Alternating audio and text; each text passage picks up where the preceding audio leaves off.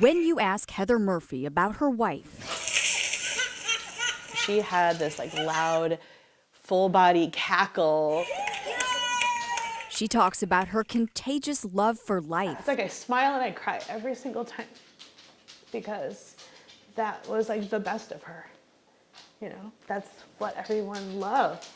How could you hear that and not want to laugh with her? Heather never expected she'd be talking about the despair that led to Crystal's death. It was her guys who found her.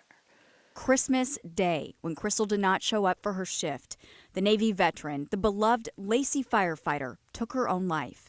Heather had to explain that to the couple's young daughter and son. He has a journal he just wrote. I don't know if you know, but my mommy has died.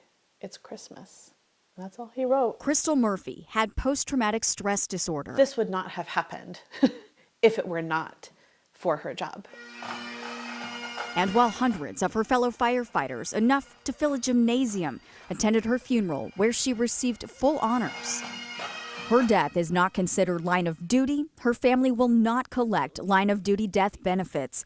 Only 5 states list PTSD as a presumptive occupational condition, like certain cancers, meaning it's covered by workers' compensation or, in the event of death, recognized as job-related. Washington has that legislation on the governor's desk right now.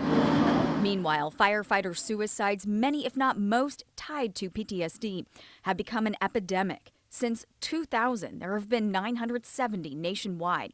They reached a high of 109 in 2015. And some do not. We Skyped with retired firefighter Jeff Dill, who runs the only organization in the country that tracks firefighter suicide statistics.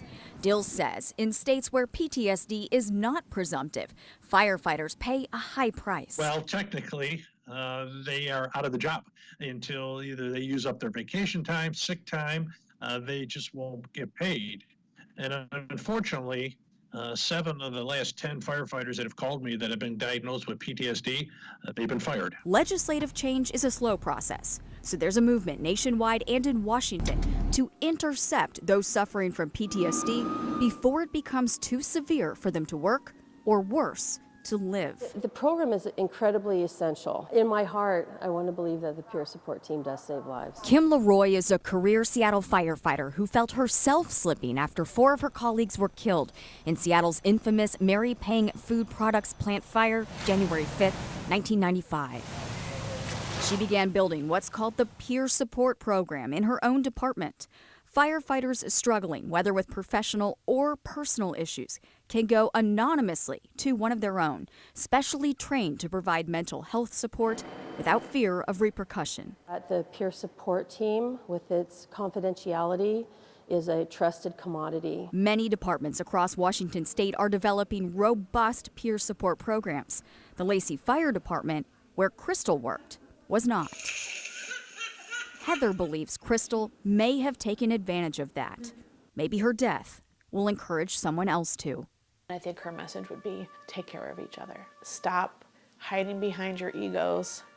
Stop trying to figure it out by yourselves. And, be real. Joanna Small, Cairo 7 News.